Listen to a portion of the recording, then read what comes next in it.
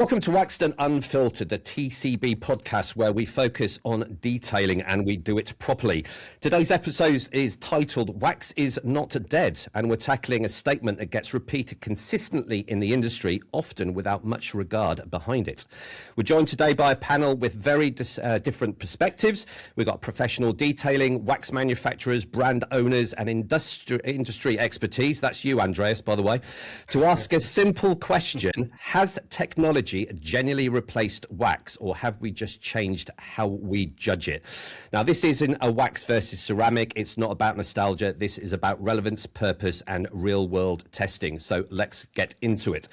So this podcast is also available on Spotify. However, if you're watching the video, I'm just going to introduce everyone, and I hope I don't cause too much offense. So first of all, alongside me is Leon, my co-presenter. Leon's been detailing for a few years and has done multiple professional training courses through the Car Boutique and comes from a senior engineering background.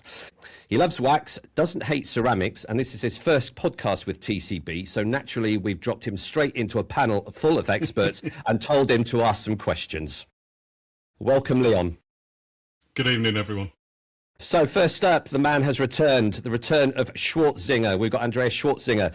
Andreas is well known for his educational detailing content and his work with Sonex, which means he spends a lot of time not just using products, but understanding why they work, and more importantly, why things don't work.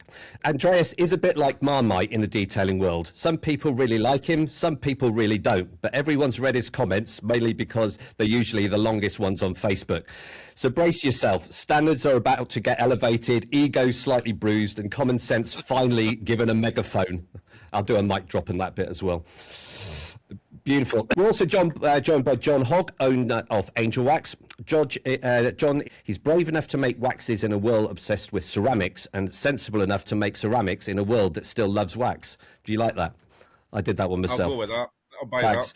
Absolutely. So John gets to see firsthand what people say they want, what they actually buy, and what they come back for. So if anyone here understands where wax still fits and where newer technologies generally make more sense, it's probably him. So the man himself, Mr. Dave Reed, I think I've got this right, owner of DAR Detailing in Cornwall, and possibly the only person in the detailing world who treats good enough like a personal insult.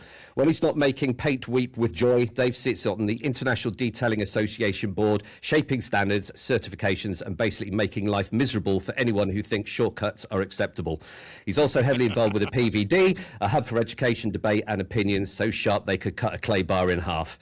Finally, Josh, the man in the corner. We're also joined by Josh from Wax Gurus. Josh is actively producing waxes today, which is a bold move in an episode called Wax is Not Dead. Because if that turns out not to be true, this could get very awkward for Josh very, very quickly.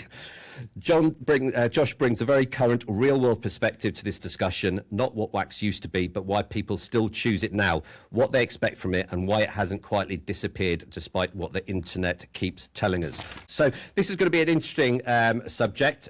We chose this one as our first episode because it's constantly asked. I'm sure everyone on the podcast keeps hearing wax is dead, wax is not dead, ceramic coatings have overtaken wax. So this is really an analysis and investigation into why people say that. Is it true, or do we just misunderstand wax? Okay, so I'm going to come to you first, Andreas, if I may, and ask you the question. Absolutely. Do you think technology genuinely has surpassed wax, or have we simply got different expectations, i.e. are waxes being judged against criteria they were never designed to compete with? I think we can't pin it down to exactly one reason why we have seen a demise of the relevance of wax. I don't think it's that, but we definitely have seen a demise of the relevance of it in the market. Do you think the wax is dead label is to do with professional detailers putting a mystique around ceramic coatings? Do you think that, you know, when ceramic coatings sort of came out, they were very much the domain of professionals? Do you think that wax is dead thing was to basically put a barrier around their skill set? Not necessarily. As I said, I think it's several reasons. Technology moving on is definitely one of it. But then again, I don't think that ceramic coatings were the the primary reason why we saw the demise of the wax. I think it was spray sealants and spray waxes, because the wax was always the easy way of protecting a car for anyone, especially the non-professionals, and that has been taken over by the spray wax or the spray sealant. I think personally, the ceramic, the professional market always wanted to have the best possible, longest lasting solution for their customers. So naturally, they graduated to the paint sealants and then to the ceramic coatings, and now it's PPF, and now it's changing to sprayable PPF. So they always chase after the best possible outcome for the customer. But let's not forget the professional market is relatively small compared to the consumer market. What do you think about that, Dave? You're a professional detailer. What are your thoughts on? Do you think that technology has left wax behind, or do you think we're comparing this unfairly? I.e., ceramic coatings really are for a bit of self-cleaning waxes. Protection product. Are we comparing them incorrectly, or do you think that ceramics have sort of surpassed waxes? And indeed, do you get asked for people to wax cars anymore? I mean, from a professional point of view, running a business, if a customer, if a client turns up and specifically says, "Look, I want you to wash, decon, and wax my vehicle," I'm like, yes, because I'm one of those old school guys that enjoys and loves working with wax, and it's a real pleasure of a job. Polishing ceramic time after time after time. When you get a wax job in, it's quite exciting. That's like that's like the highlight of the day or the week. Yeah. I think but from a sort of professional detailing perspective, it's I very rarely get asked by a customer to wax a car, and when I do, I love it.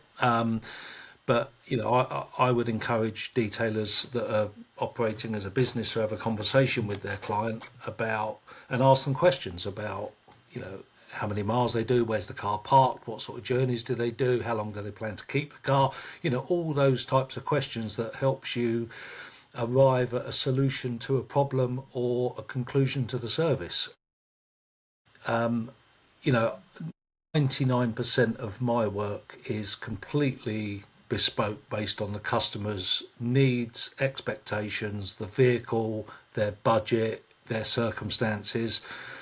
And yeah, we all have packages, to hook people in, to guide people. But actually, I think if a customer, I will downsell a ceramic if it's not right for the customer. Not just because I like waxing a car, because I don't do any service because of what I want to do. But if a customer's going to maintain the car themselves, and they're not worried about durability or chemical resistance, and they're going to a car show next weekend or whatever it might be, I might suggest a wax protection rather than a ceramic. I think the technology part has shifted it though for the pros, because toppers and sort of 1 year-ish type ceramic coatings, true ceramics. And Andreas, before you ask the question, yes, in a glass bottle. Oh, good. Dave, as soon as you said toppers, I looked at Andreas, because I've read so many social media posts where Andreas says, questions, can I put this over that? And Andreas' stock answer is, think about why you'd put the ceramic coating on in the first place. Why would you then go and cover up the characteristics? Base coat. So yeah, absolutely, yeah. But like Andreas says, the answer is you can put whatever you want on a ceramic coating, can't you? Really? And a 1 year coating, for example, is for nearly all of the brands, I would say, is such an easy product to apply nowadays with technology in the chemistry. It's as quick, if not quicker, to put a 1 year coating on a vehicle than it would be to wax it by hand. 100%. So from a professional point of view, when you look at your profit margin, your hourly rate, your your yield, your return, your revenue at the end of the day, week, month, year. Often a 12-month coating is the solution over a wax, and I think that's changed the perception of waxes in some respects. Do you get a lot of people asking for 12 months coatings? The reason why I ask is we're going just briefly off tangent. We tested three, I won't mention the brands, 3 one-year ceramic coatings last year, and not one of them got past 6 months. And we did all the proper prep and all that kind of stuff. Are we just using the wrong ones, or have you had a good degree of success? You're getting that 12 months, but one of them lasted 3. And the other 2 lasted 6 months with just, even pH neutral. We weren't submitting them to really extremes of pH or anything like that. Do you find you're getting your 12 months out of the coatings you're applying? And if the answer is yes, come and teach me, because we're not. Well, there's an easy answer to that. I don't really do 12-month coatings. Yeah, absolutely. I wouldn't promote it as a professional solution. If I'm having a discussion with a client about, shall I have it waxed or shall I have a 12-month coating? Often the 12-month coating will win, but I'll never see the car back to, maintain it. So I don't know. Yeah. I mean, Andy, you invited me for the spicy comments, so here we go.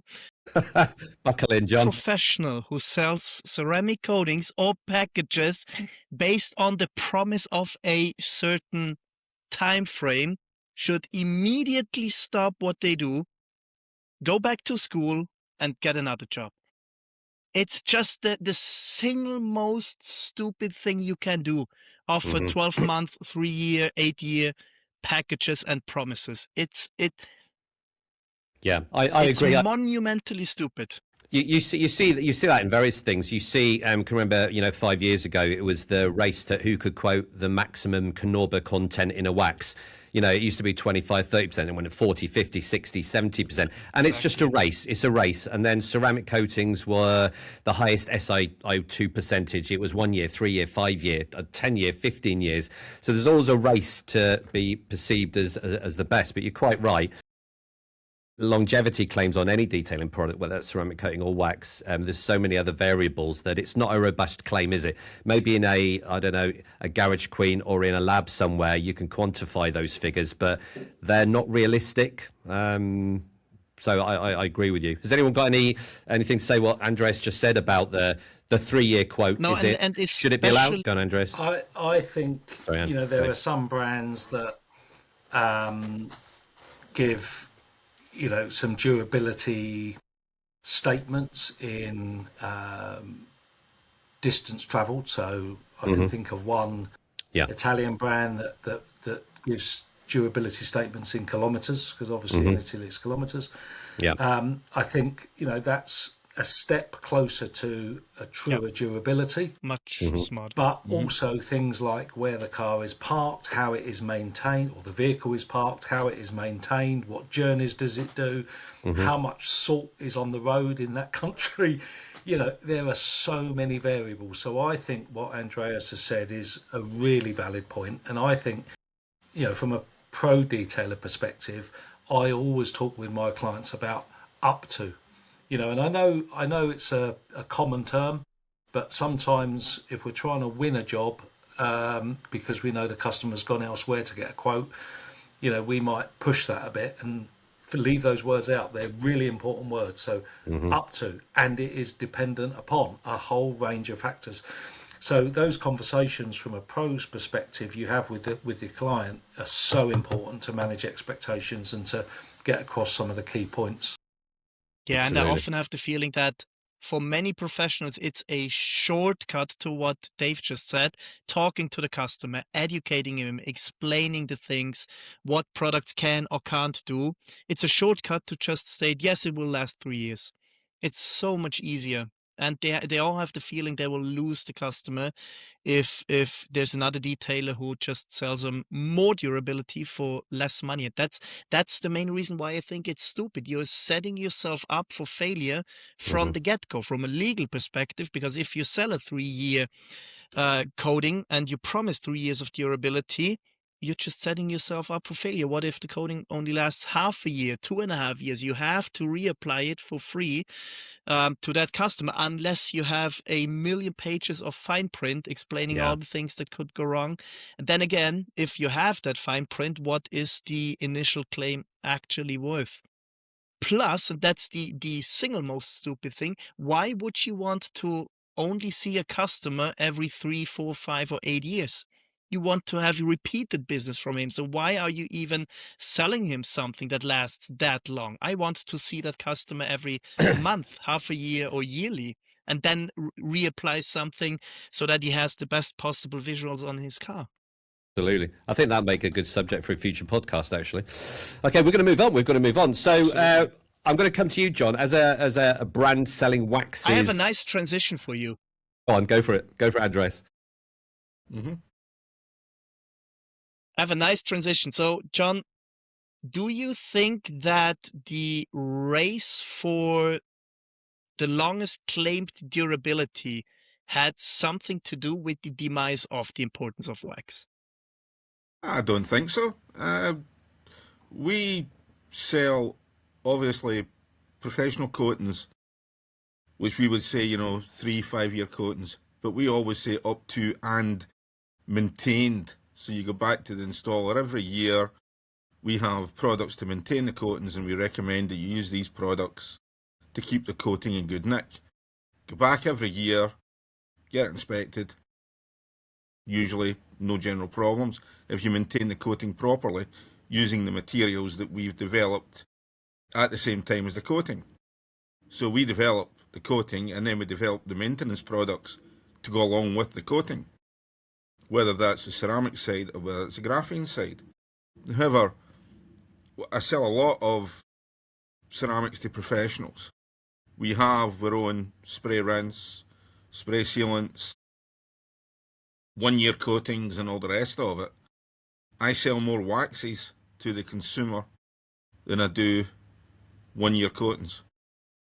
So to my mind, waxes are nowhere near dead. The tech that you can incorporate into a wax has moved as well. You can have polymeric resins in it. You can run all sorts of stuff. You can have reactive resins. We've got graphene involved in it now. You've obviously got the ceramic side. You can cross-link them. You can put titanium in them. You can do all sorts of things if you have the imagination and the patience to do it. And also you have to listen to the customer. Now, our customers are professional and consumer. And we sell waxes to the pros as well. As Dave pointed out, people will come round and say, I want my car waxed. So you have to have that facility to do so. The interesting thing is it's the expensive waxes that we do, which are relative to everybody else, they're the ones that sell the most. So that's quite interesting. I'll sell more Enigma, Fifth Element Enigma, and the Atomic Wax than I will my entry-level one. Now, the entry-level one's good wax, but people will go for the other ones. Is that to professionals, John, or amateurs? Mainly the consumer. The pros will go as a general rule for Fifth, Enigma, or the graphene, unless they have a particular, I will make waxes for them in particular. So do you they'll think have their custom wax. Do you think that's because consumers also all try to always chase for the best possible solution? And if you, obviously, if you tell them that these are your best possible waxes that give the best possible outcomes, it's somewhat naturally that they would graduate to those waxes, right? If a customer phones myself up, I will talk them through what we do, and I will say we have the spray, rinse, water-based ones. We have liquid waxes. We'll do this, that. A lot of the time, I will specify or establish what colour a vehicle we're going on. Because sometimes, as you know, the waxes can make colours look a wee bit warmer. So I'll ask that question. I will give the customer the option and let him make his mind up. Because I'm developing the products, I'm involved in manufacture. and also, speaking to the customer, I cannot let him know what he needs to know and let him make the decision. But also, and really interesting, the volume of wax and the usage is quite country dependent. We find that Italy uses a lot of wax. Sweden takes a lot of wax, as does Germany. Americans, not quite so much. But, we find that certain countries will. Australia quite likes their waxes. So that's how we find it. So I wouldn't say that, the products are at all limited. There's no limit to where you can go with a wax, because the raw materials that are out there just now are vastly greater than they were 10, 15 years ago. Yeah. Especially the polymeric resin types. They're really interesting.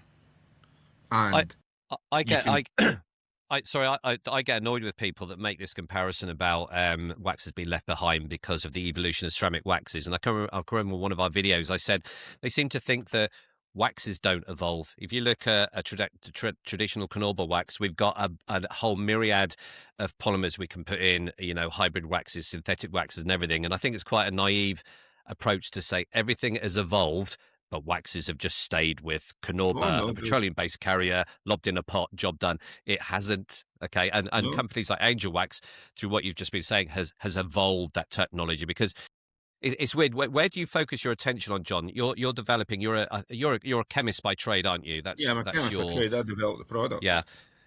Are you now focusing on ceramics, or are you still focusing on waxes, or a united front? We focus on everything if we can. You could spend your life developing products. We have a range of about 90 as it stands, and I have about 200 formulations sitting kind of ready to go. But that's the nature of a development chemist. That's what you do. Yeah. You're not every day coming up with a replacement for your standard product. It can't work like that. Yeah. We tend to, I'm in really good contact with 4 or 5 raw material suppliers. A few of them that aren't in the car game, because my background's printing, ink, and UV photoinitiators and things like that. So my knowledge base is a bit different, which is why the products are different, but that's by the by. So we're involved with other companies, and a couple of them, we will help them develop the raw material in conjunction with what I'm doing. So I sometimes get a nice wee head start on other companies before the product comes out. Yeah. No, everything's moving. The tech is quite fearsome. Ceramic tech, it's getting to the stage where it's how do you get as much product onto the vehicle as you can and keep it there. Yeah. And ignoring, well, we ignore hardness, because that's, to my mind, a bit of a waste of time. Anything that you put on anything is only as hard as what it's on. So that tends to be kind of how we see it. But, we're slightly different. Yeah, I can remember you watching a demo that you were saying about that. It doesn't matter if a ceramic coating's, I don't know, 9H, whatever they're quoting nowadays. Mm-hmm. It is what's underneath it. You know what I mean? That's a valid point. That's my take on it, but, it's just an opinion. Then again, we have to somewhat recognize that Angel Wax is and has always been on the forefront of wax development, I think. Because when, Andy, you said that many people think that waxes have stopped with traditional Canuba waxes, oil waxes, beeswax wax. I think there are still many of those out there. Many, especially on the American market, especially with, I call them traditional brands. They still have those waxes, and that's what people know, and they don't necessarily follow brands like Angel Wax. You're talking waxes with gold tins. Exactly. And that brings me to an interesting question for Josh. When you started with your wax journey, how did you decide which route to go? Did you see that there are still a lot of those traditional Canuba beeswax waxes out there and go there, or did you say no, I want to go the more modern way? It's a difficult one to answer because I started off enjoying using waxes myself. The reason I got into development and manufacturing of waxes, it started off with, as a lab technician, my own background, I'm quite curious about material properties and how things work, why they work that way. And I really just wanted to understand why these various waxes had different properties, different water beading, durability, what changed the feel and application of these waxes. So I really set about trying to understand what goes into a wax and the raw materials and the options that are out there, and naturally fell down the rabbit hole. So it became a hobby of trying to make my own wax. Then after dishing them out to friends and family, who feedback was like, you need to sell this stuff, this is good. I pushed back a lot. I said, no, not what I'm interested in. I'm doing this for fun. And then I think it just spiraled, if I'm being honest with you. And from there, I've been making waxes for about 5 years now. That curiosity has never left me. So going back to what John just touched on, I was really keen to find out what sort of advanced materials can we use in these waxes now. You know, there's so many different raw materials from all over the world, different countries, from different manufacturers that can alter the properties of the wax. I didn't kind of decide that I want to go this route or that route. I kind of just fell into what I do now, which is waxes for the enthusiast market, to be honest. Does that answer your question? I popped round. Josh did a wax for us last year, and we did a video on it. Really, really good. I popped round to drop a wax off to him have a play around. And I've never met anyone who is so enthusiastic in my life about car wax.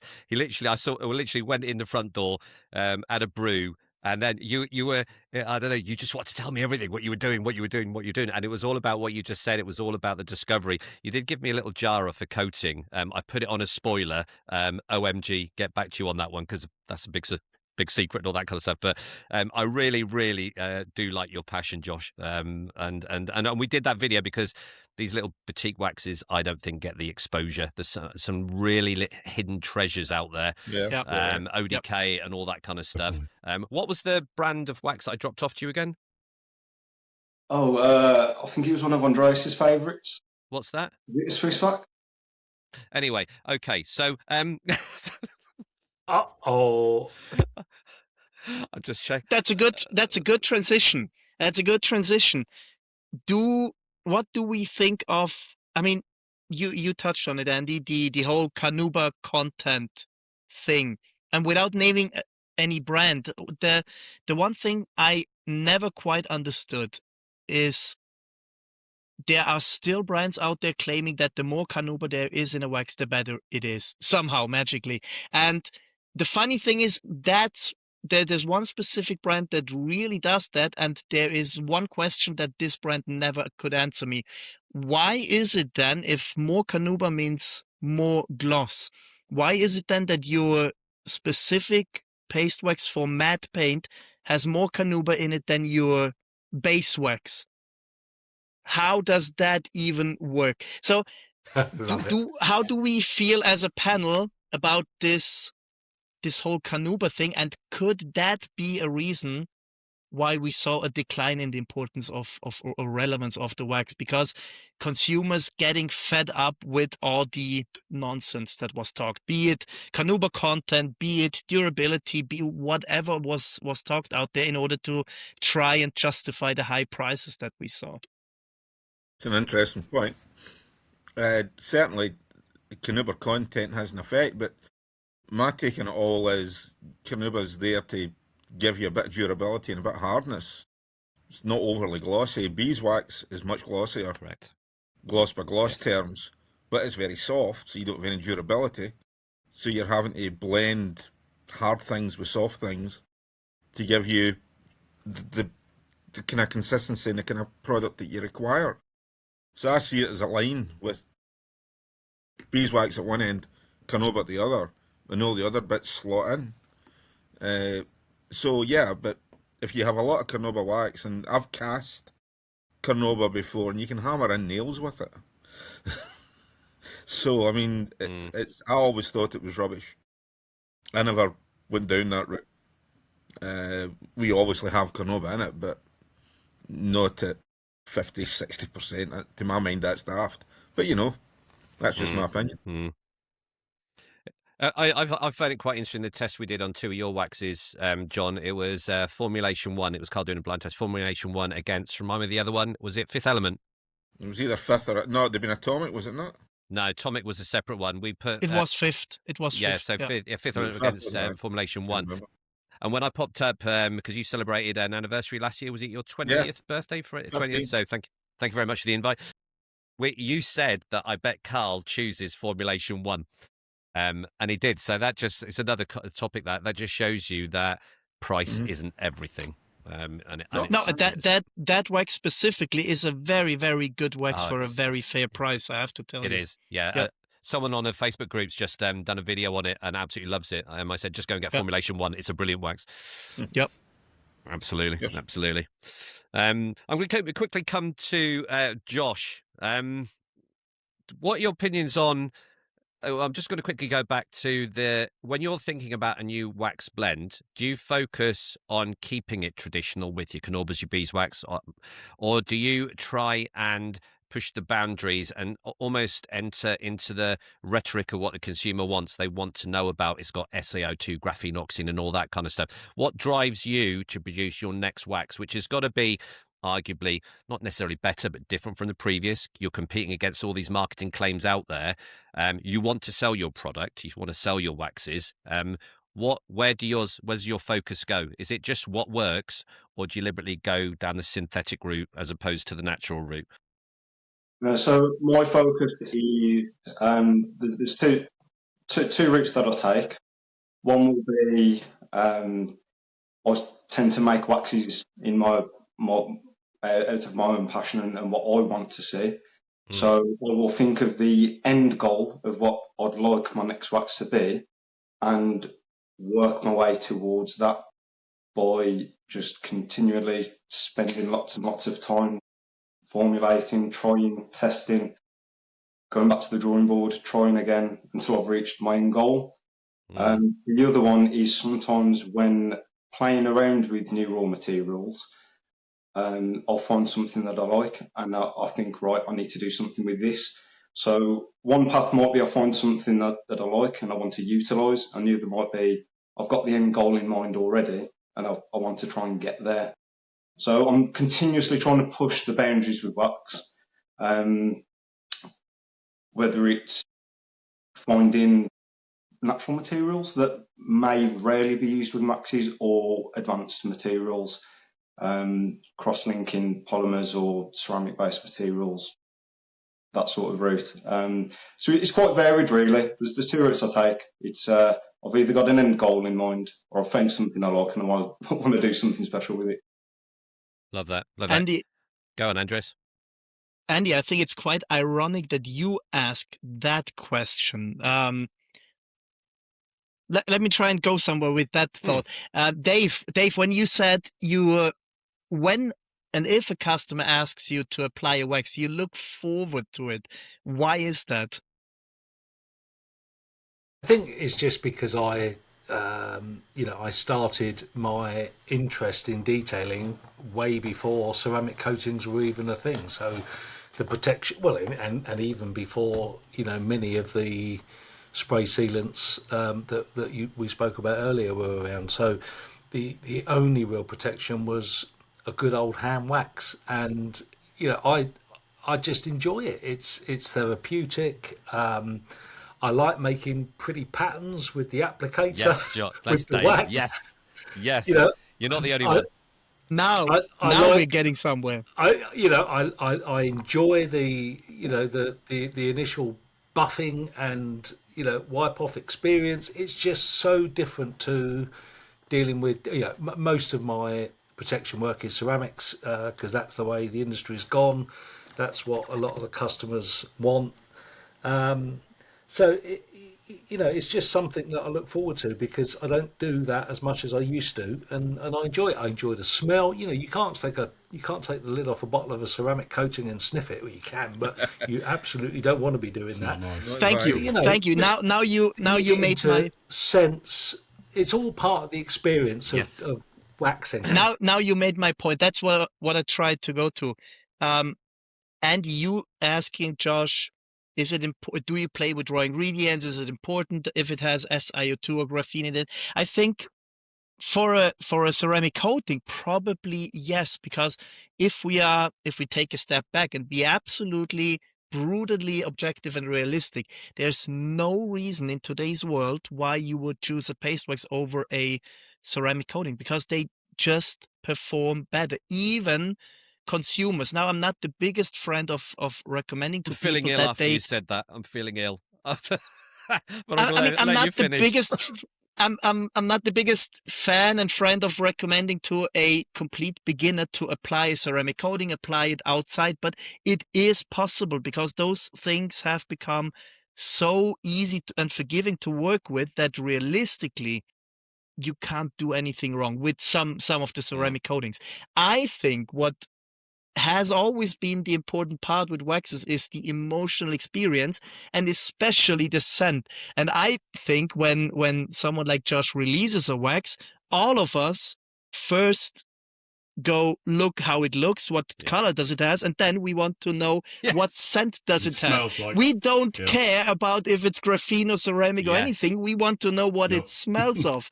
And that's the beauty of a wax. And then no other product category you have that. Absolutely.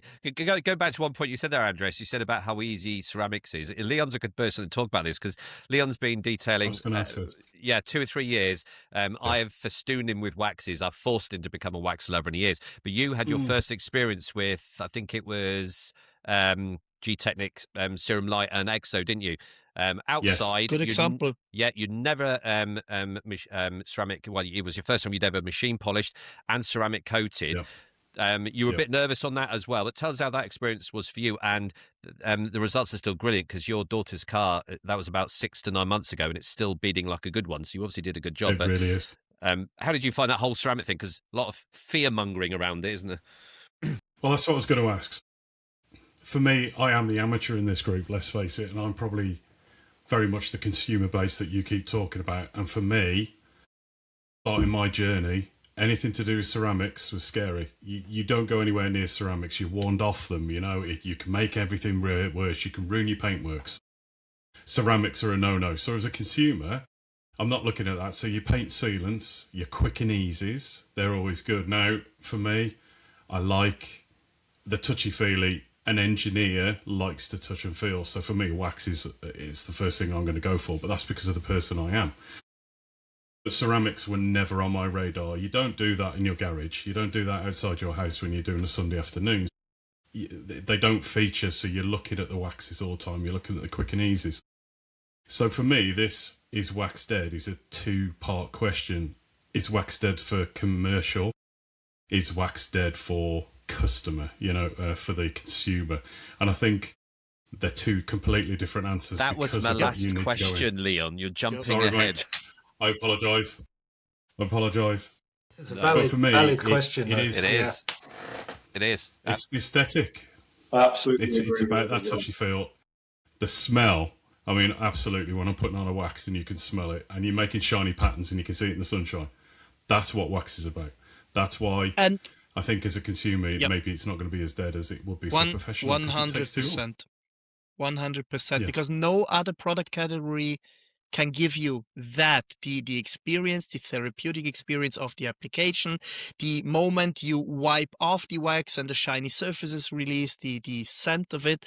There's just no other product category that can do that. And I think the somewhat downfall of the wax started when wax manufacturers tried to compete with ceramic coatings. When they introduced waxes which were extremely tailored towards durability, they began to stank of solvents. That was when we saw a demise of wax, because realistically, and maybe John has to correct me on that, but realistically a paste wax will never be able to compete chemically and physically with a true ceramic coating. And that, I think, was the start of the downfall of the wax. It's unlikely that for gram it would compete. The one thing I would point out, technically, some waxes will benefit from having no fragrance. Matte waxes, for example, you don't necessarily want an oil in there that's going to fragrance it. It's unnecessary and it impacts the performance. The graphene one is the same. So you've got to take it on a wax for wax basis, so to speak. But you're right enough. I mean, gram for gram, you know, a gram of wax is not going to last anywhere near as long as a gram of ceramic coating, especially the ceramic coating 75, 80% solid. So, you know, that's fair enough. However, you perhaps don't get the satisfaction of putting on a coating the same way as you do a wax. And that's, absolutely, you know, you're de-stressing, you're decompressing, you're doing all this. You're listening to music, you're forgetting stuff. You're doing I think to tie up what everyone says there is the analogy I use. It's like when records went to MP3. And that's the analogy I use. When you had a record, you had something tangible. You had artwork on the sleeve. You took it out. You enjoyed it. You looked at the grooves. Yep. All right. You had something tangible to enjoy. And then it went MP3 where you stick a stick in. Okay. Wax to ceramics is simple. When you had a wax, you had, certainly when we're doing waxes, I strip it, and so does Leon. We strip it right back. It's the jar. It's got to be glass and all that kind of stuff. It's the artwork. It's the instructions. You take it off. It's the pour. It's the smell. There's a tangible 3D experience with it. And then you get ceramic, which is a glass tube with some liquid that you can't even smell. And it's very clinical and unpersonal to apply. Yeah, absolutely. And which goes back to what you were, Leon, saying. You were sort of saying, you know, wax is not dead. It's who you're asking, and that's why we got a full range of people on this podcast. We've got a full range of people from different perspectives, which is quite interesting. Can I make a comment on that? Certainly can. Also ties in with something that Andreas mentioned 10 to 15 minutes ago, which is to do with, you look at how it's packaged, how does it smell, and stuff like that. So, as you know, Andy, one of my friends is Dan from ODK, and we had this discussion, and we had a little laugh about it. There are people out there that will buy the wax, and they will open it, smell it, great, let's use it. It applies fantastic. You've spent months trying to make this more durable, and then a week later they will top it with another wax.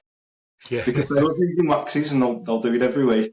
Or even one better, they will open the jar, smell it, look at it, and say, that's a fantastic pour. I can't spoil that. Put the lid back on and pour it on the shelf.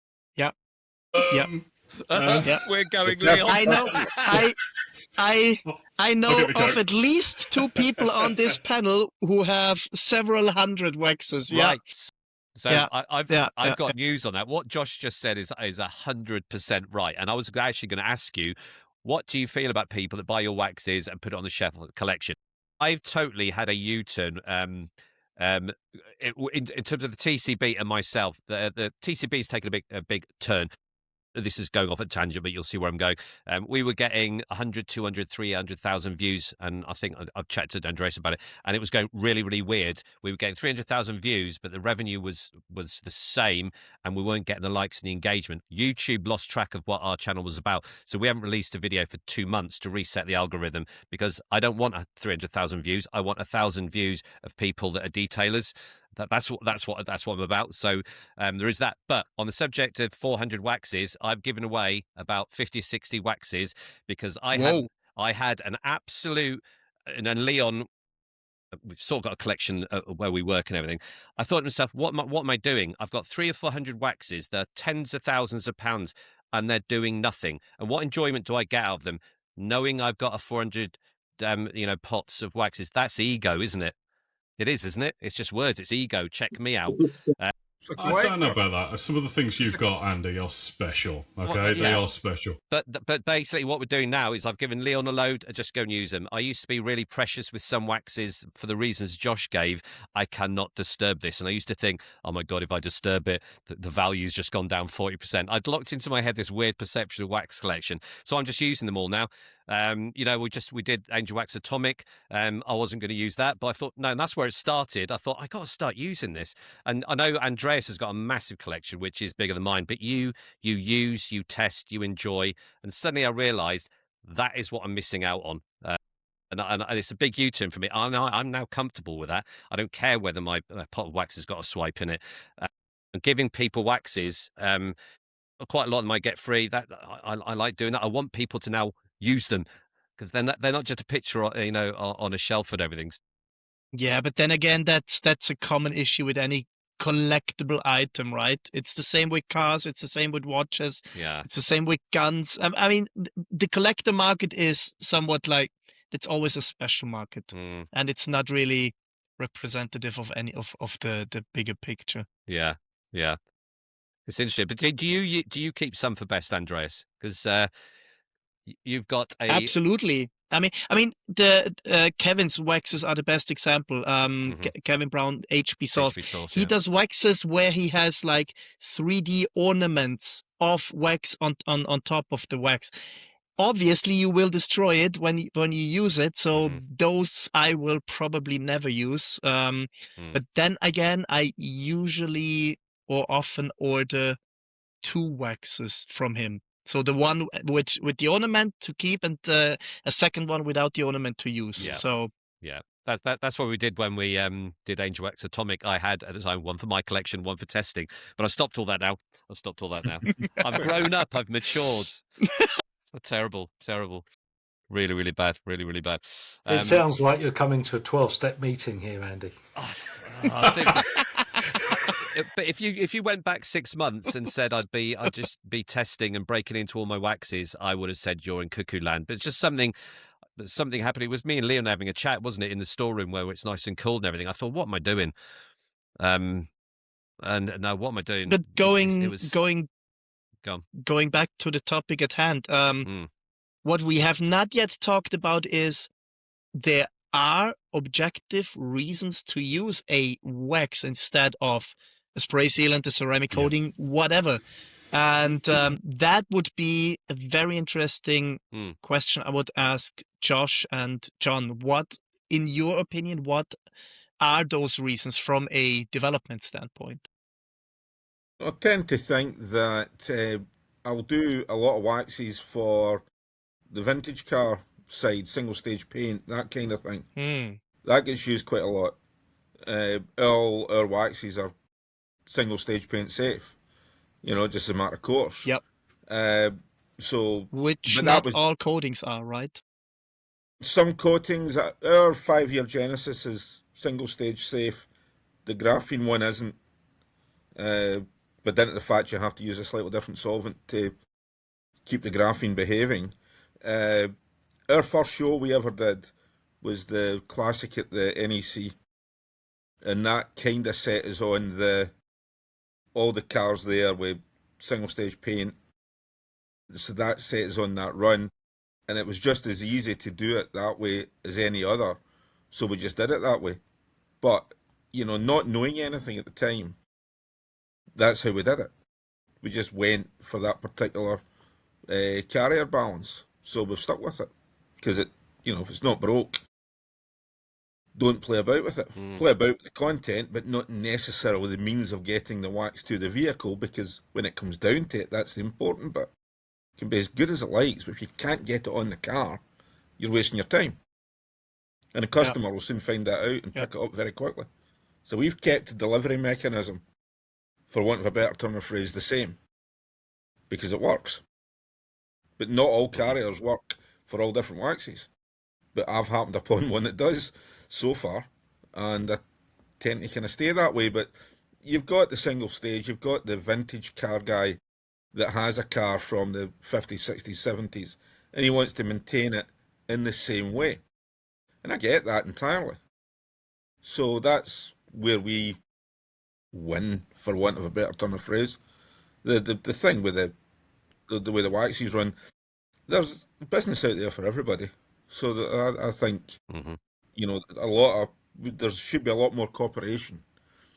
I'm friendly with some suppliers and some brands because I know them, but there should be more of that, I think, which is where PVD was quite good because it would bring people in. So yeah, but that's how we see it. We started that way, and the vintage single stage thing was a good starting point for the waxes, and that's a good pointer. If you have a single stage paint, put a wax on it. And that's probably also a growing market because newer cars getting less exciting, so there are more and more older cars, more and more people getting into older Absolutely. cars. So that alone is a reason why wax will probably be not dead in the future. And people will look at it and go, "How did my dad do it?" Yep. And they'll do There's the a same certain thing. nostalgia, isn't it? Dealing with it, There is dealing with the same nostalgia. car. So that'll keep it going, and then people will realise the products are actually good. So I don't think it's. Are there also reasons to use a wax on a modern car? Is there something that waxes can do which other forms of paint protection can't? I think ceramics are quite clinical. So your colour transfer, colour assumption, colour observation with a ceramic is, as it is, it's glassy, it's clinical, it lacks warmth. Waxes will add a bit of warmth to certain colours. Whites and things like that, well, you can make them better by putting a bit of UV additive into a wax that's going on a white car, so you can change things that way. But that's a particular additive.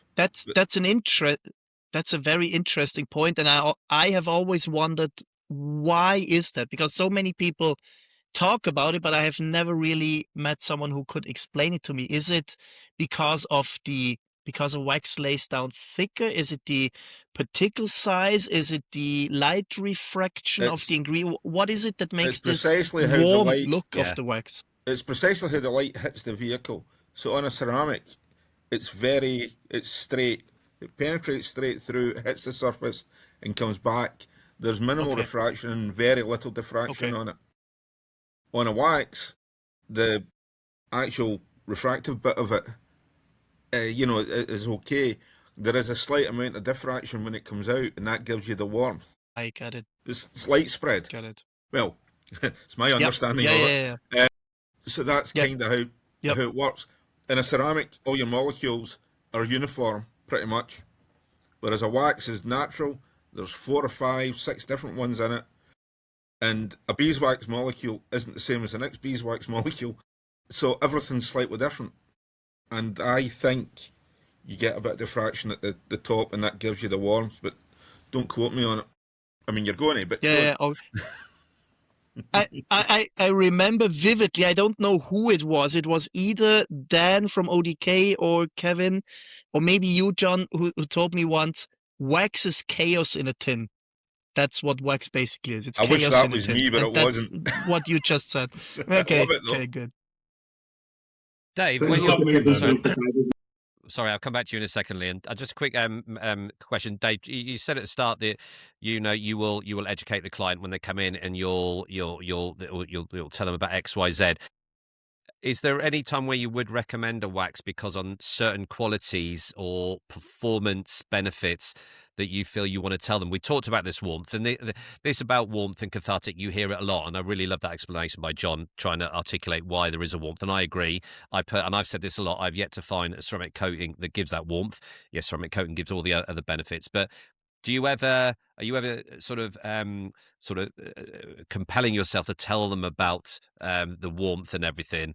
Do you feel the need to give them that level of education, or are you pretty not passive with what they want, but you see what I'm saying? Do you strike that balance as to what? Yeah. No, I get it. Yeah. I mean, once you've had 3 or 4 conversations with clients, you can tell in the first probably 10 seconds whether they're going to be interested in what we want to talk to them about or not. Their eyes either glaze over and they just want to know the price, or they are genuinely interested in how we get there, why, and all of that. And of course, as detailers, it's the latter that we love, because we love talking about the process. So I don't go into that level of detail unless I get a real feeling that they're interested in it. And when I mean, Leon, you talked about your engineering background. Engineers' cogs turn in a certain way. I'm not an engineer, but I've worked with a lot of engineers in a previous career, and their cogs turn it's an amazing feature of an engineer. And if I get a customer in that's got an engineering background, they just want to know everything.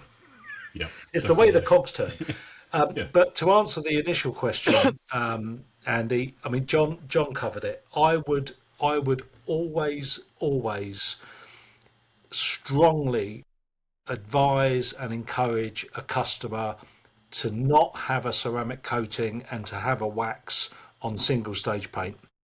If it's a classic car and it's in my book, this is the one area actually where as a professional detailer, you deliver a service based on what the customer wants. But this is one area where it's probably one of two areas where I will stop short and say, actually, this doesn't sit comfortably with me. Mm-hmm. A classic car with single stage, maybe acrylic based paint that needs to be kept and maintained in its original patina, its original condition, I would always say, you know what, I'm really not happy to install a ceramic coating on that. It would really benefit from a wax. And then I explain some reasons why. And nobody that's come in with a classic car that wanted a ceramic coating has said, no, I don't agree, I want a coating.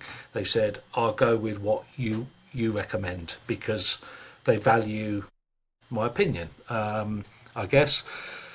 The other one, because I said it's one of two areas where I'll stop short. I will never clay without polishing.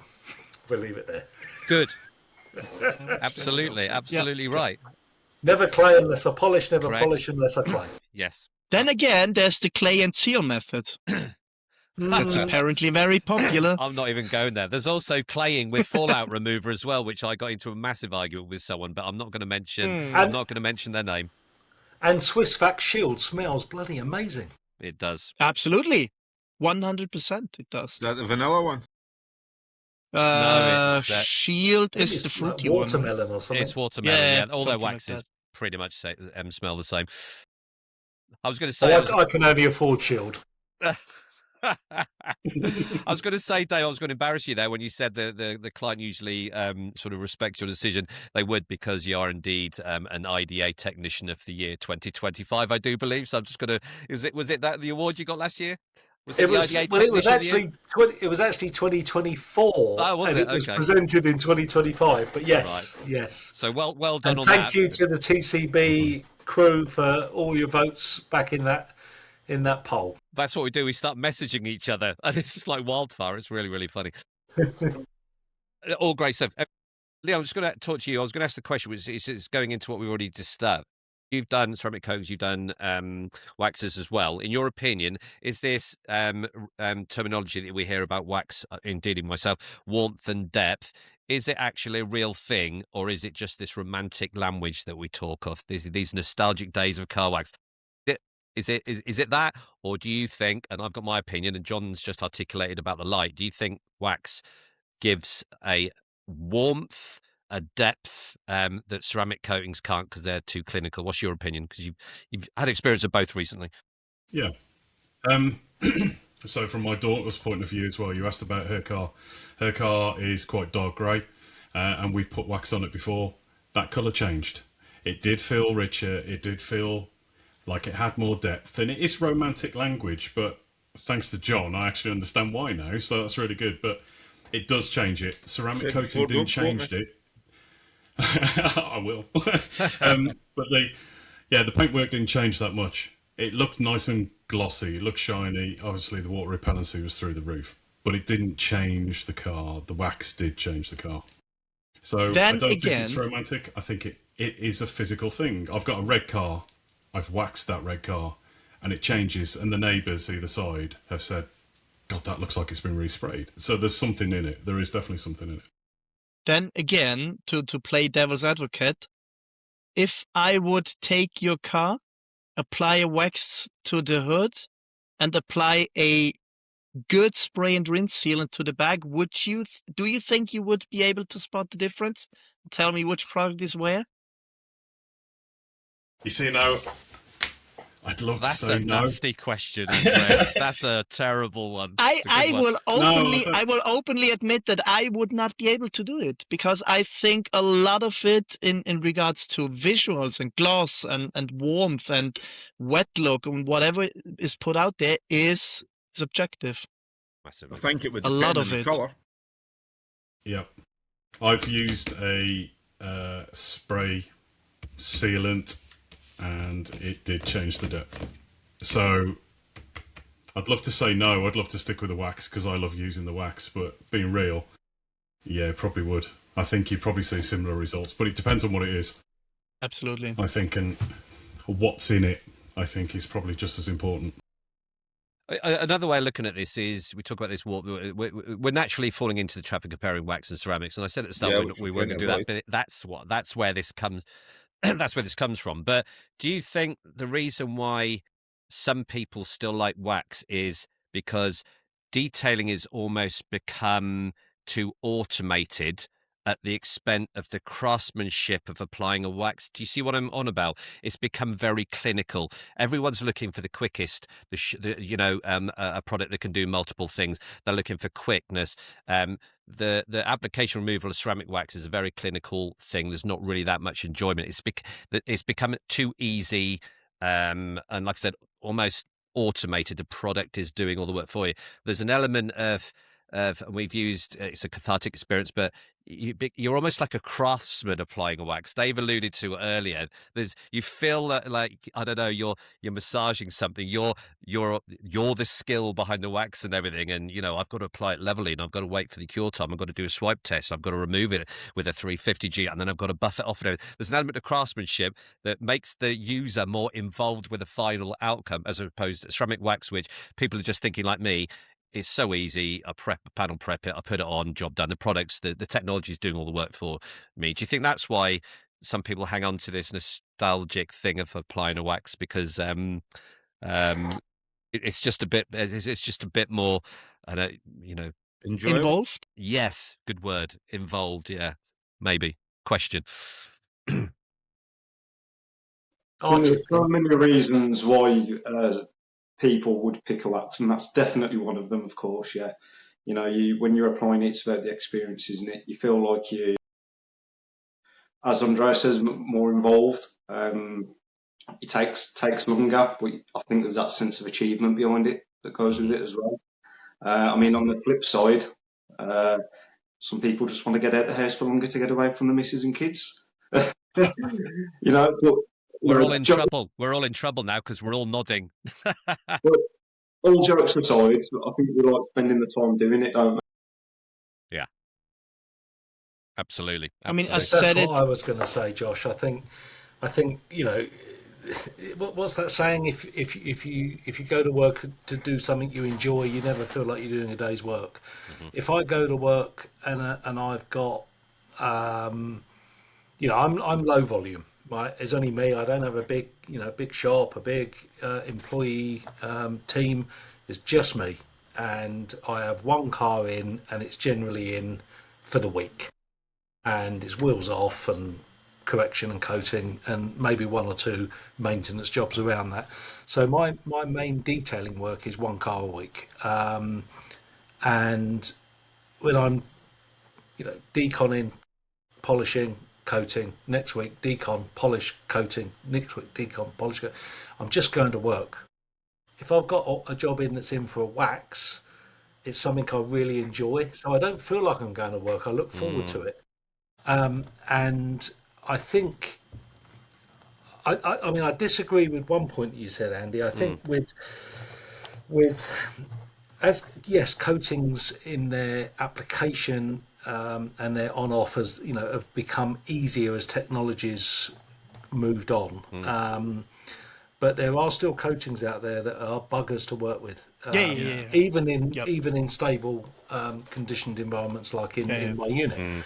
And the ability to leave high spots That's a that good you point, don't Dave. have so much with a wax Yeah. actually makes the task of installing and leveling and buffing the coating more of a technical Good point. skill than Yeah. a wax Absolutely. in many respects. Yeah, I agree I with that. mean, you know, I've any detailer that says that they've never left a high spot is BSing, because I've left high spots. I coated a Range Rover B pillars once as part. I coated the car over the end of one day and the beginning of the next day. I coated the B pillars. Took a phone call, washed up my cups, threw my microfibers in a washing machine, turned the lights out and went home. Walked back in the morning and thought, shit, I forgot to level. Fortunately, a very good Italian brand that makes an excellent panel white, that's also the name of a podcast beginning with V, sorted the problem. Any ideas, Andreas, what that might be? I have come across it, yeah. You know, I'm I think the surprised they come off technical the panel white. aspects, well, it was a very strong, very, very strong panel white. And it was there all night. Good grief. Yeah. Mm. But in terms of, you know, waxing, you know, what Josh said, it's an enjoyable process for those that use it. It's right back to where we started in this discussion. It's that emotional experience, the scent, you know, all of that good stuff. How do you keep yourself motivated, Dave? Because I know you've got your own, you know, DAR detailing. You're heavily in IDA, PVD, and all that kind of stuff, but you still do the detailing. How do you keep yourself going off at a slight tangent? Quickly, then we'll bring it back online for the run into the end. But how do you keep yourself motivated? Because you're the most motivated person. Your enthusiasm and passion for the industry in terms of what you physically do and bettering the industry is unwavered, isn't it? How do you keep, you know, your day-to-day graft of another car? Do you still enjoy it, or is it now, from that point of view, a mechanical process that brings the money in? It's I do still enjoy it, but I am in the autumn of my career. Okay, that's the diplomatic way of putting it. That's a very romantic way of. It is. It is just a process, and it's a way of paying the bills. The two things really that have kept me motivated is the two traders. I'm going to bang on about this. The two trade associations, PVD and the IDA, and surrounding myself with people in the industry that are positive, that want to see growth, want to see some baseline of Regulation. certification, regulation. That's what I love, and surrounding myself with people in PVD and the IDA that think the same keeps me going. However, the call that I was on just before this that I had to cut short was an IDA call about tonight's call was about exit strategies, and that's something I don't have. I got into this without an exit strategy, because when I started, I didn't think about, you know, how I was going to quit. So if there's anyone that wants to talk about making an offer for my business, I'm all ears. Leon will have your machine polishers. He's a Rupes fan, so if you've got any Rupes, he'll have them. I've got lots of them. Good. Go on. And very Sorry, Dave. soon a bar jack tool, which is going to be very impressive. Excellent. Suddenly you're going to get lots of people asking for your kit, Dave, there. So really appreciate it, Dave. John, just quickly, it is a tangent. How do you keep yourself motivated? You've been doing this, 20 years. You're still bringing out waxes. I still think you should bring out more waxes because I need another one to test. But I've got a backlog to get through. But how does John Hogg keep himself motivated in an industry that's seen massive change, not saturated, but massive competition? You're a global brand. You're still doing really, really well. What makes you try? You do it because you do it. There's nothing else for it. You're kind of, I wouldn't say born to it, but I mean, I've wanted to be a chemist since I was 4 or 5 years old. Guess you got a chemistry set for Christmas then, clearly. Oh, I get several. Yeah, I think I'm first one when I was about 5. Really? Given it that was 55 years ago. Yeah. It had a few interesting things in it. I still remember. So. No, so you do it because what else is there? That's what you do. The business that we have is a bit more varied than just the car stuff. Yeah. We're into aviation, we're into rail. Marine as well, you do. You do your marine. I still make printing ink, Mm. you know, and I still do various other things. I mean, a lot of your pads that you get with the company name that's printed in the back of them, there's a good chance it's my white ink that's on it. Mm. So we do all sorts of different things. So you're kept going. But suppliers will send me stuff anyhow, and they'll say, try this. You go, and I've done that already this week. I was looking, see, we're looking at cross-linkers to make... Waxes have got lots of things that you can cross-link, you can react with, you can do stuff with. And a lot of the cross-linkers traditionally say what might be familiar dryers, which are essentially just cross-linkers. You know, with using linseed oils and things like that, tongue oil, that kind of stuff. Now, you should stick them in a wax. That's interesting. Tongue oil in a wax is an interesting exercise. It's very reactive. It's quite good. I could listen to you all day, John. Honestly, I want a give you that one-to-one podcast just about waxes. I'll give you that one for nothing. But no, you just do it because you do it. The reason why I ask is when I came up to see you for your anniversary, your team, I'm not blowing sunshine at your ass, your team is so enthusiastic. And I was running late because there's a long story. I'll tell it to everyone. Dundee. So I was meant to be meeting Rab up there. So I put into Google Angel Wax. For some reason, it gave me the directions to Into Detailing that sell Angel Wax. So I then put the postcode and put a hotel. So I've stayed in a hotel 90 miles away. I get up in the morning, put the postcode in for the now correct Angel Wax, and it said I'm 90 miles away. So I travelled the wrong side of Scotland to stay in a hotel, then arrived about 3 hours late. Luckily, John was really accommodating and gave me a private one-to-one tour. But even then, your enthusiasm, you just wanted to say so much, and I love that. I'm like Dave. I love enthusiasm. Just what you do. It was really good. It was a really good day actually. That's what But it yeah, is. very embarrassing. But let's not tell everyone what happened. Josh, what keeps you ticking, young man? Sorry. No, that's fine. I just still love doing it. To be honest, I can't give you no long fancy answer. I just still love it. It's a passion of mine. It started off as a hobby. It's now a business, but it's still a hobby to me. Yeah. So yeah, I just want to keep pushing, see what we can do with it, see if we can come up with anything that's innovative and different. And if I'm being honest, not a lot of people know this, so I do actually make a number of products outside of waxes for other brands. Whoa! Shock horror! Not Shock even horror! do Drop the mic. And that keeps it interesting as well. So. Oh, right, okay. But that's interesting. Josh. Dear me. Newsflash, guess what's appearing on the news at 10 this evening? Fresh news from Wax Gurus. No, love that.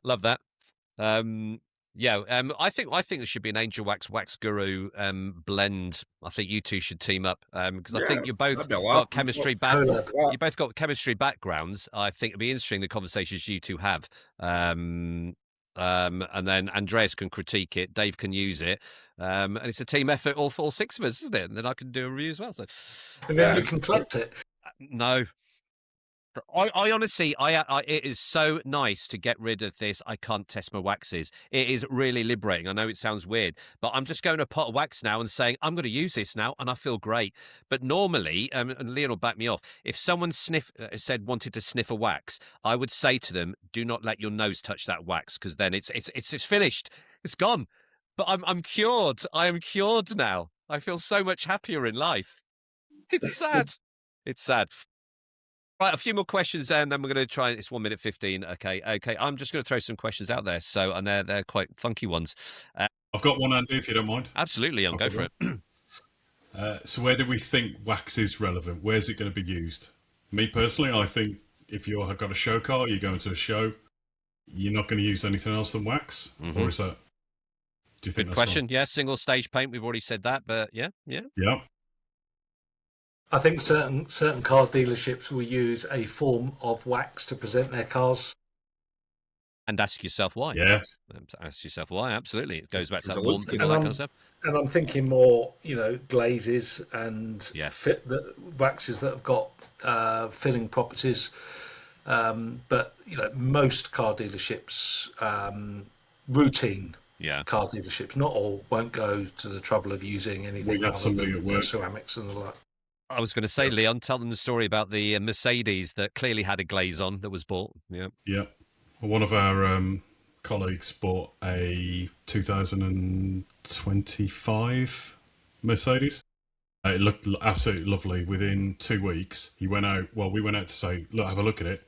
The scratches that were on top of that roof, and they were not there when he bought it. They were appalling. We've got a short, actually, we did, didn't we? Because we felt so bad for him that we actually machine polished them out. But it took us 3 hours to get those scratches out. They were so deep. So they were definitely glazed up, because he wouldn't have bought it like that. Yeah, and then the glaze had been washed off or had been washed away, revealing the true surface.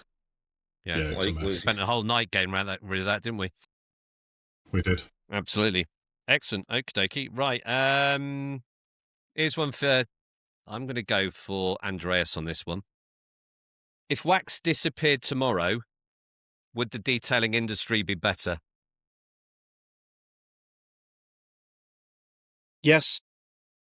Poor questioning technique. That I gave him a closed question that he can answer yes or no. You think Yeah. it'd be better? Less choice, because the market is completely overcrowded with brands and products, and anything that reduces that is makes consumers better off. It's as simple as that.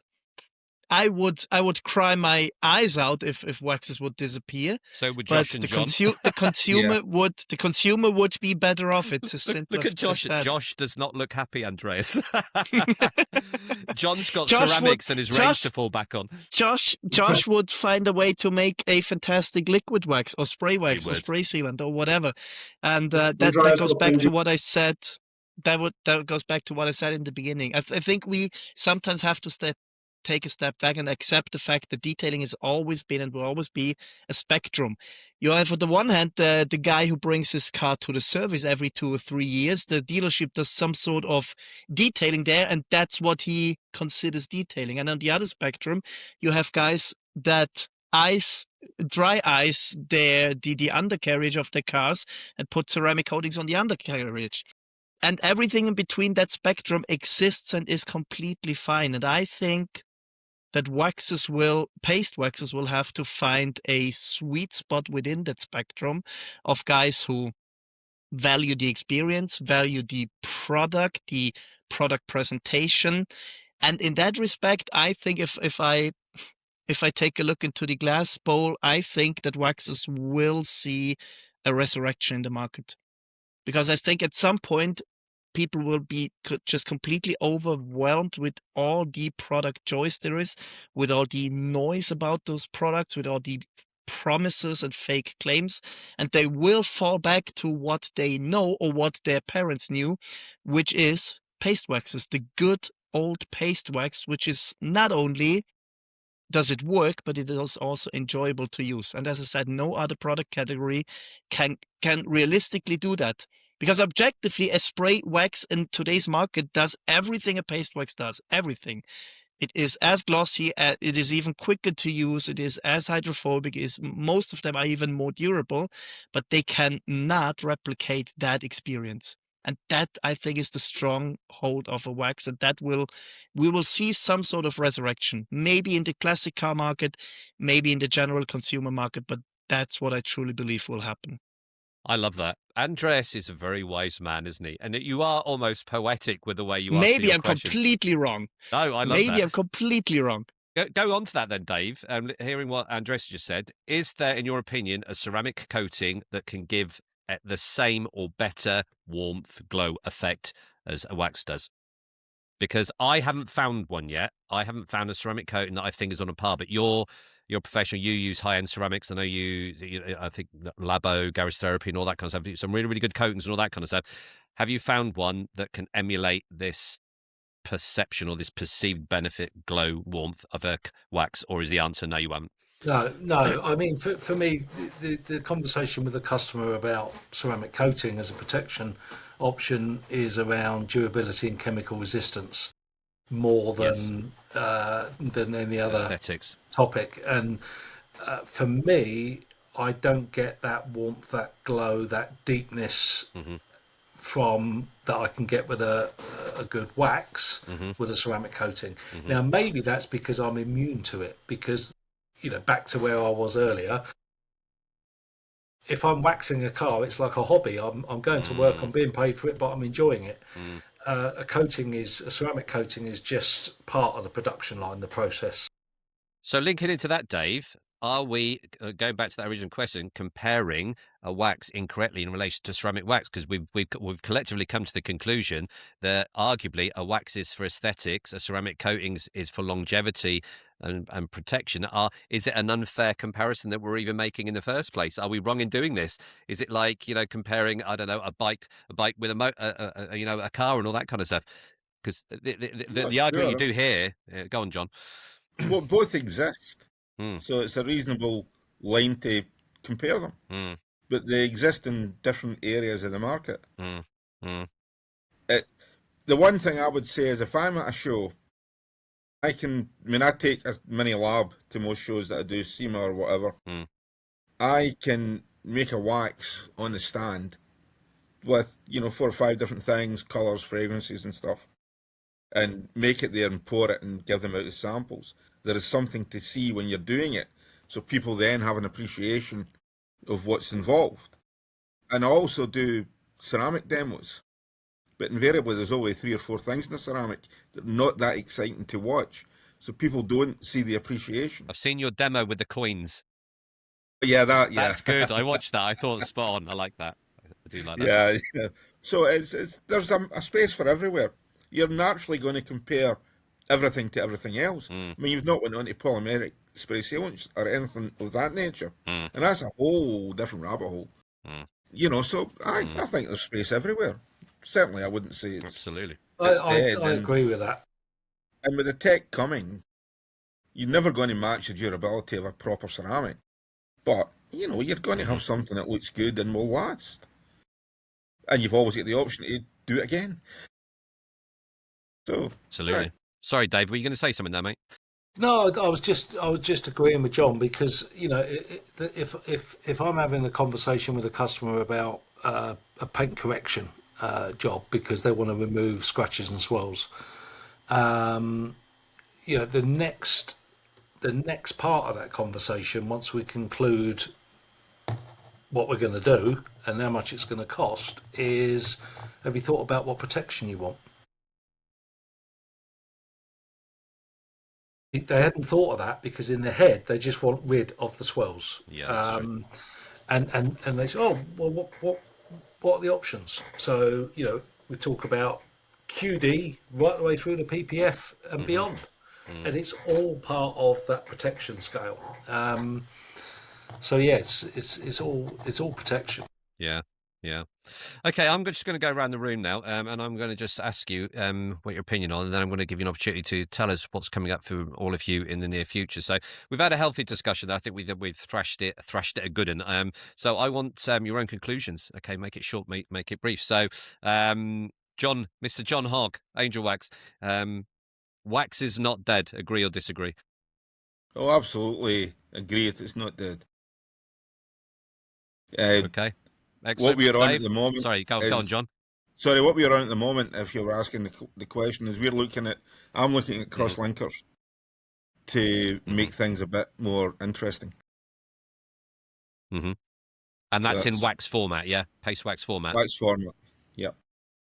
Okay, and obviously you're going to send the Carbotique the first pot to do a review before anyone else. Naturally. Well, there was a pause there. I'm not happy with that pause. Pause. No, I'll get a message. Can we take that bit out? I haven't actually got past the prototype stage yet, so we'll see how it goes. But yeah, you'll get something. That'll do. You're a wonderful human being, Mr. Hogg.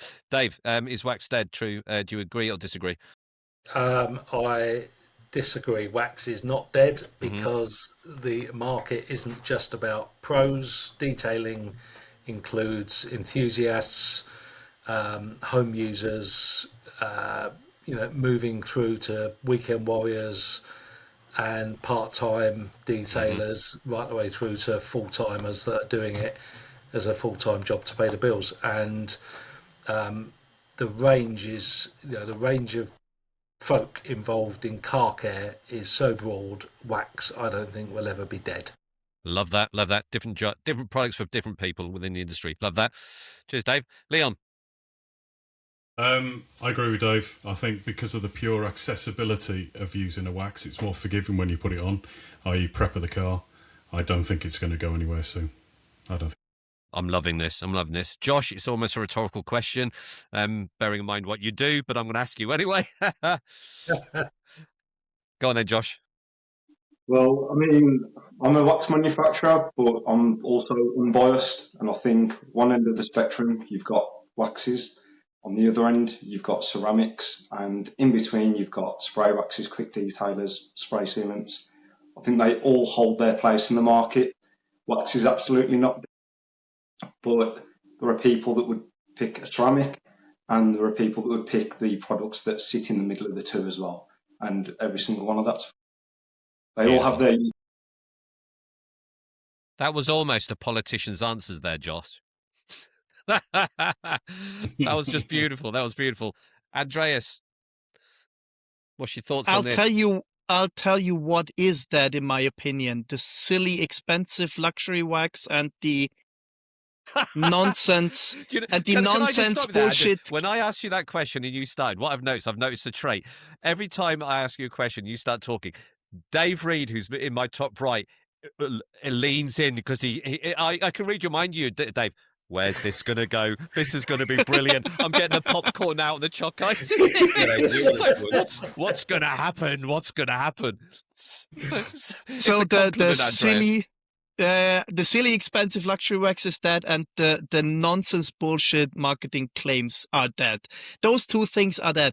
The general wax, the paste wax, is far from that, because I sometimes think that all of us live in a bit of a bubble where we only see what is happening on social media and especially YouTube. And I think that is far, far, far from what the mass market is doing and what the mass market is buying. And that probably is what John told us, that he still sells a lot of waxes. And I think that for many brands that still accounts. Many traditional brands like Maguire's, Turtle Wax, Sonex, they probably still sell many paste waxes, and it never has been that. It's just that we live in a bubble where we see and hear a lot about spray sealants and ceramic coatings, and that's why we think it's that when it's factually not that. Plus, I think, as I said, that paste waxes can do some things that other products just simply can't. We did not even touch on the topic of water spotting issues, which I think is one of the objectively biggest reasons to go for a paste wax. Very good point. And that's why, at the end of the day, I think paste wax has never been that, and it won't be that in the near future. That is a really, really good point you just made about that. The water spots, the inherent issue with ceramic coves and all that kind of stuff. Absolutely. Maybe we should do a part two. That was quite tame for you, Andreas. That was quite good. I feel safe. I don't think there's going to be much editing. You sent us a very good PDF with the preparation for the podcast, and you asked us to keep it clean, and that's why I behaved. Absolutely. I love that. I'll have to send that PDF out more, or maybe I should not next time. Absolutely loving that. I'm where am I? I'm pretty much with all of you. I think there is a place for it. I think the market's going to more ceramic coatings for professionals for time, and arguably the profit margins are bigger. I don't know.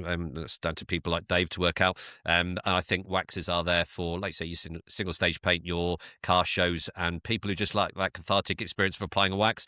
I didn't answer my own question. You know, if waxes disappeared, would the detail industry sort of be at worst place? I think there'd be something missing.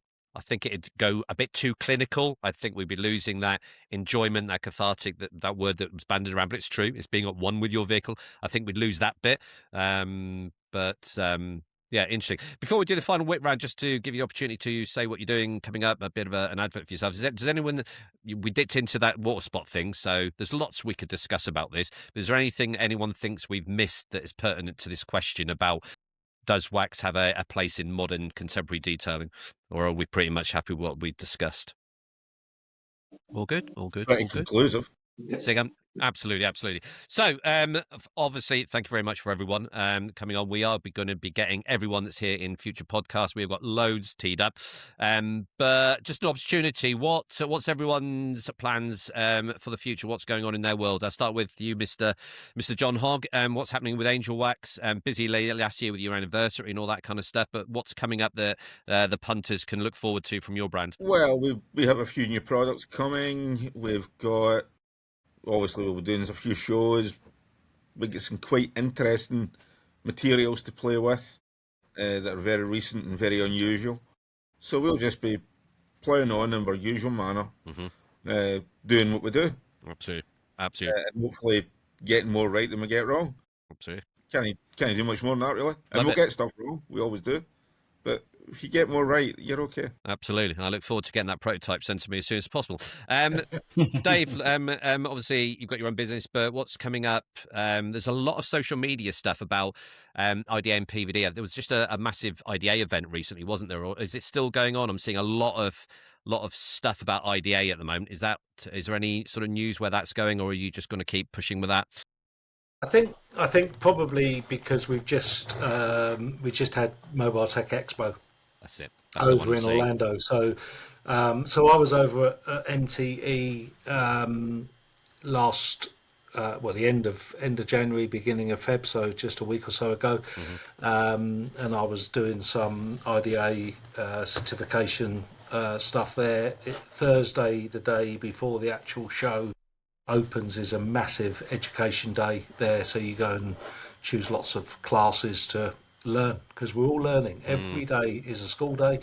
Whether you've been in the industry 6 months or 60 years, you will always learn something.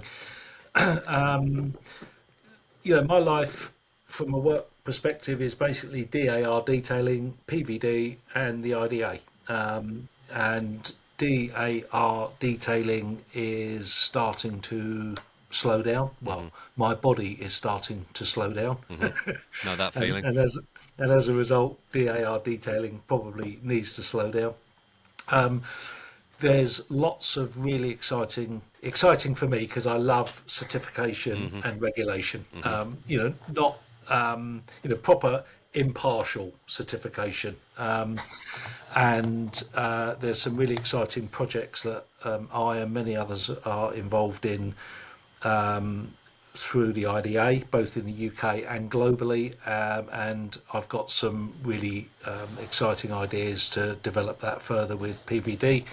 So as my body starts to slow down on the tools, I will be able to put some more time into a more sedentary role behind a PC. Beautiful. Love that. Love that. Everyone keep an eye on Dave. All right. There's a duty of care we've got to him. Mr. Towns. Well, I'm starting my journey, aren't I? So I'm looking forward to. There's a few good events we're going to go through this year, aren't we, Andy? So Yeah. I think I'm looking forward to that. I'm looking forward to learning. My journey's just starting, so it's quite exciting for me. Yep. Automechanica is a big one. I don't know if the rest of you guys are going, but we've got a hotel where I think, are we staying 2 or 3 of the? Is it a 4-day event? Isn't it? Is it 3 or 4 days? We're staying there for 2 or 3. Yeah. So just quickly, is anyone else going to Automechanica in The Frankfurt? German one? Frankfurt, yeah, in September. Maybe we can meet there. Definitely, it'd be good to meet up again. Sounds good. Yeah. I'm probably planning go for on the day. going. It's not confirmed yet. I haven't booked anything. Good. It'd be great to see everyone over there. A few other things. Wax stock, we still don't know what's happening with that at the moment. I don't know if anyone's got any under the radar information on that, but I don't think it's likely to happen, but it might do.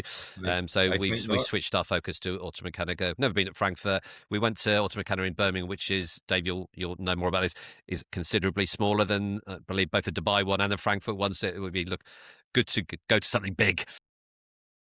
Absolutely. So, Josh, what's without? I know you're very secretive with your concoctions, but what have you got that you can entice the punters with coming up in the next 12 months? Well, actually, coincidentally, it ties in with some of the conversation from tonight. Within the next 1 to 2 months, I will actually be releasing a liquid product. So it will be it's a QD that I've been formulating over the last 12 to 18 months.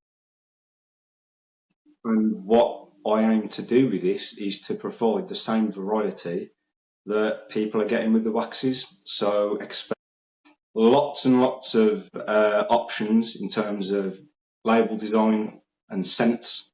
So it's called Gloss Juice, and I want it to be as tasty as it sounds. So every spray from every different bottle hopefully entices people's senses like the waxes do.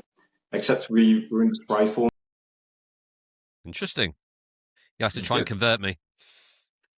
So basically, Andreas, Andrew, and Leon all do tests. So don't be shy.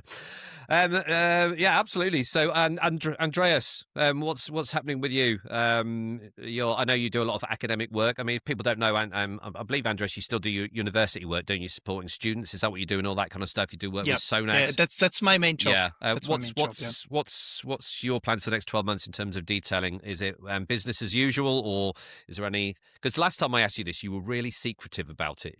But what's that? No, it's just as you said, it's not my main job, so I don't really plan much ahead. But then again, as long as Dave is not successful with the PVD or the IDA in enforcing some form of integrity amongst brands and influencers, my job is very clear. I will continue to test, criticize, and expose all the nonsense and bullshit that is out there. That's my main job, and there still is a lot out there. My focus has slightly shifted towards the leather care and repair side, because that's what I have learned a lot about in the last 3 years, and where I honestly see the most amount of nonsense being recommended and shown and talked about. So that's my main focus right now. That's literally what I do. If I see a post, I've got no experience with leather. I use, in fact, the stuff I use is the stuff that you recommend. Is it what's the stuff that you always promote, Andreas? Leather mugs. That's the one. And that's it. And I had to get that from Europe. But it's a different beast, isn't it? Different types of leathers and all that kind of stuff. If I don't know something, I just shut up. I really do, and hand it over to the professionals. With leather, we are at the point where we were with, I think, paint correction and paint protection 10, 15, 20 years ago. That's the point where we are with leather, I personally think. Far, far, far behind. What do you think on that, Dave? Just quickly, final sort of talking point. Leather, do you get asked, is it a unique skill that's misunderstood and misquoted and a lot of bad information out there? Because I know Andreas is passionate about it. Yeah, I think Andreas is absolutely right, and I've seen some of Andreas's comments and feedback online, and I wholeheartedly agree. I think a lot of detail. I've been doing leather repairs for probably 6-7 years now, and I've been through all of the household or regular detailing brands of leather care products, and I don't use any one. I might use, I don't mix my own colours. I buy in from a company that mixes them, and I charge that to the customer. It's more efficient for me.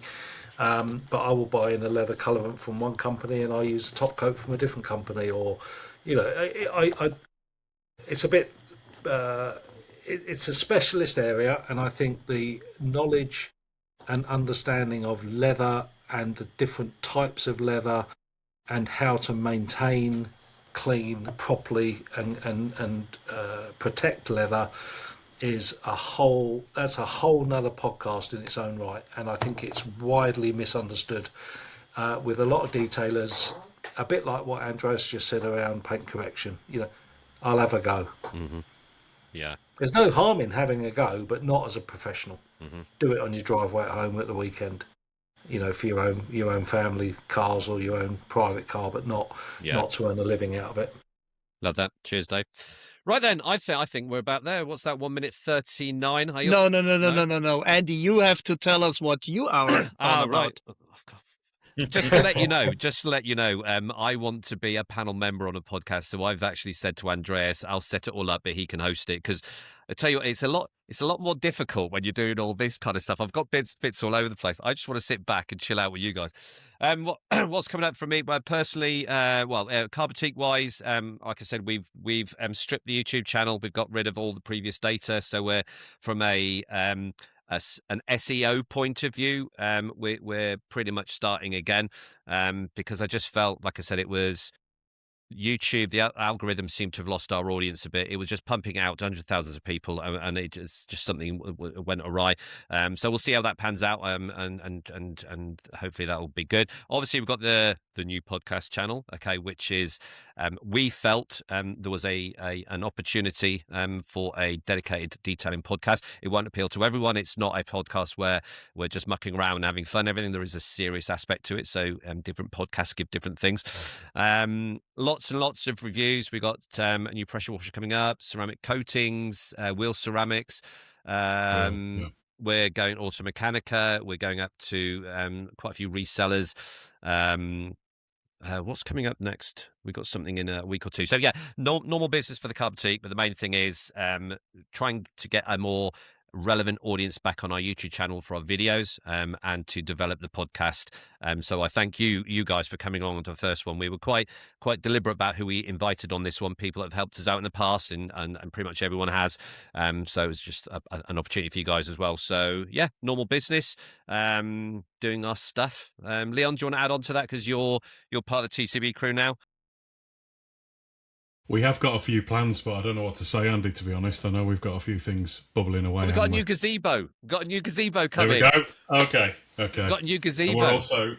Wow. It's amazing. Oh, yeah, merchandise. Yeah. We've got a 6x4 meter gazebo coming, which has got built-in lighting and everything. It's unbelievable. I'm getting so excited about a gazebo. You know what? That's Incredible. the perfect way of ending the podcast, because as much as probably 90% of viewers don't understand why we are so passionate about waxes, I don't understand how you can be so passionate about a gazebo. So let's end with that. Wait until you see this gazebo. It's a gazebo on steroids. It's amazing. So, right, thank you. Well, we, like Andrew said, we'll leave it at that. Thank you very much, Mr. John Hogg, Mr. Dave Reed, Andreas Schwartzinger.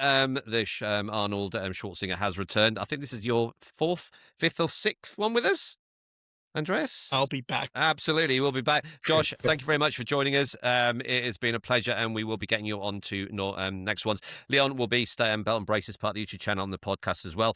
We have got lots coming up. We've got we're doing another one, a podcast about mental health. That's not just people using detailing to cure mental health. It's actually people running themselves into the ground and burnout within the detailing industry. So I'll definitely be getting people back on that. We've got lots and lots of discussions. We're doing one on females in DJing. It's not a sexist thing, but it is a male-dominated industry, and we'd like to get a selection of females in. So if you're out there listening to us, get yourself in touch. And we're just going to do as many topics as you want. Dave, John, Andres, feed them in. Let's do some juicy topics. Let's not just repeat what we've done in the past, and keep talking detailing. And we're going to keep it on track. We're going to keep it on focus. So that's the plan for it. So once again, thank you very much. Don't forget, I'm going to say it, don't forget to like and subscribe and hit the bell button for future notifications. I've got to get out of the way. But thank you to everyone. And until the next one, which hopefully will be in about 2 weeks, thank you to my panel. It has been a pleasure sharing an hour and a half with you. And I look forward to seeing what we do on the next one. So to our 3 viewers, a fond farewell, and we'll see you on the next one. So take care. From Andy and the team, it's a goodbye. Take care. Thanks, folks. Thank you very much, Bye. everyone. Thank you. Bye.